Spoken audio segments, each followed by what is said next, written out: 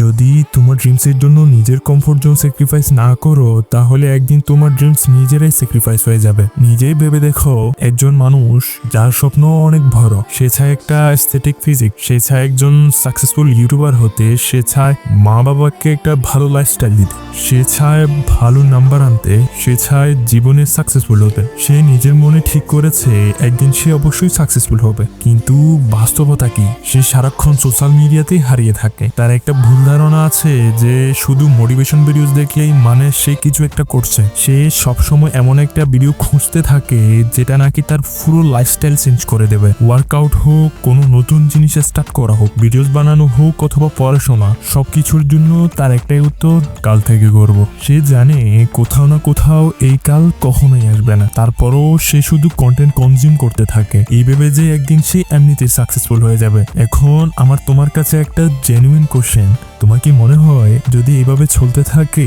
এই মানুষটা কি কখনো সাকসেসফুল হতে পারবে? নিজেকেই প্রশ্ন করো, এই মানুষটা কোথাও তুমি নিজেই না তো?